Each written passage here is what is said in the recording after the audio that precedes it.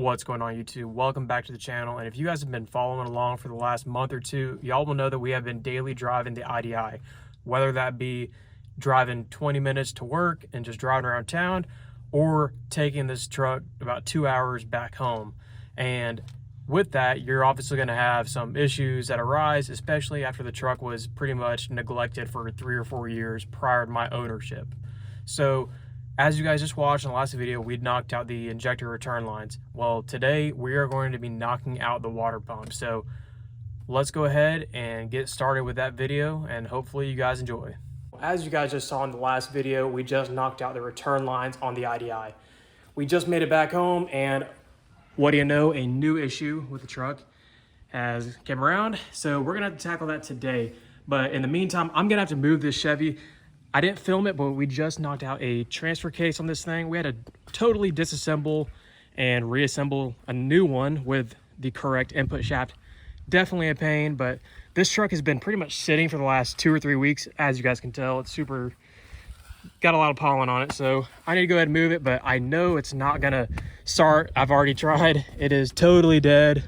And we're gonna actually have to use this product that Auxito sent out. Actually, it is a really cool jump starter that's already came in clutch many times. All right, so if you guys are anything like me, y'all will know how it is to have multiple vehicles and deal with them dying while you haven't used them in a span of a few weeks. So that is exactly where this Auxito battery jump starter comes in clutch. I always need one of these, and the fact they sent me one out is really cool, and it's really a nice piece. I've had one before, but it didn't have a digital screen and actually have the power that this one did to jump a vehicle. So super clutch. It's super easy to use. It uses a phone charger, charge the actual jumper, but it's super easy to use. Hit the on button. Negative. Positive. Hit the start button, and you'll hear it beep.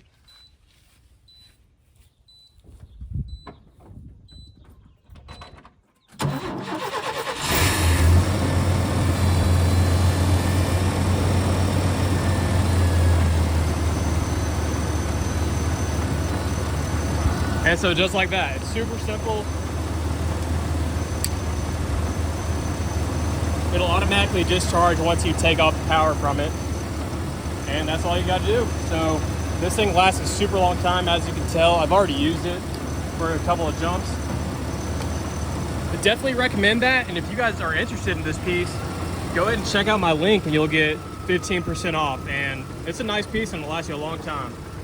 All right, guys, so working on the water pump, we went ahead and removed the fan clutch, and honestly, I was expecting to wrestle with that a heck of a lot more. So as you can tell, we got it off right here.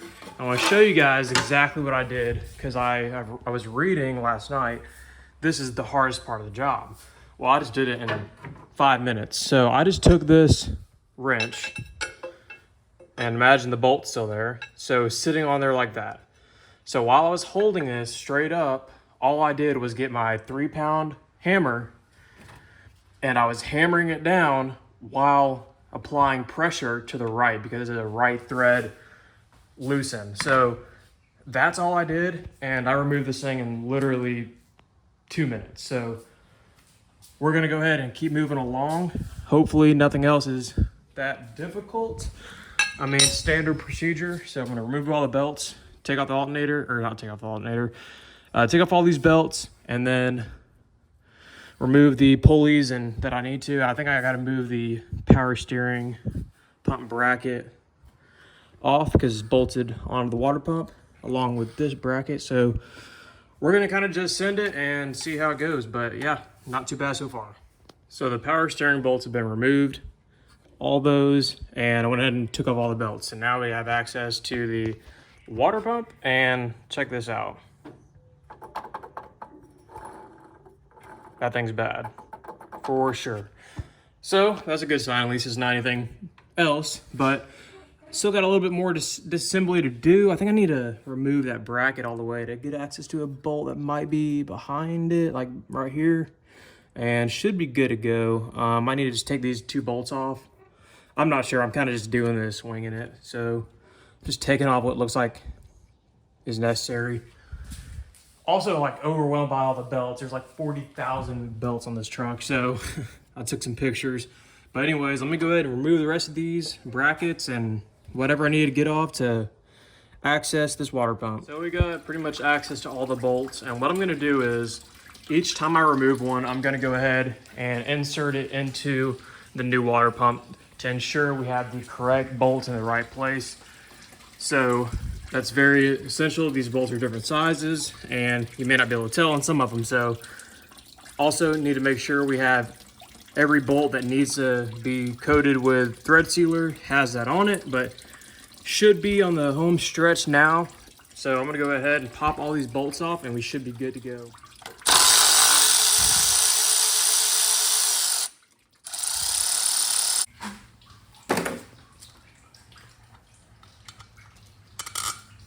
Old pump is out, and once again you can see the play in the shaft and sounds awful. So what I'm gonna do is let this start to just finish up draining, let it dry up a little bit, get a scraper, obviously clean all that up. It looks like it's actually been replaced before. Factory did not use this orange gasket to my knowledge, and they just use a normal gasket. So I'm gonna be doing this for the second time. So I'm gonna go ahead and let this go dry for a little bit, and then I'll come back in a minute and hopefully we can knock this out in about an hour. Water pump is now on. Before I move any further, I just wanna go ahead and kind of explain what I did. The 2 bolts up top and the 2 bolts on the bottom are the 4 that need thread sealant to prevent oil from mixing with coolant. And so I got that taken care of. To install it, what I did was, because there's so many bolts around this thing, I went ahead and, like I mentioned earlier, I used this pump as a template.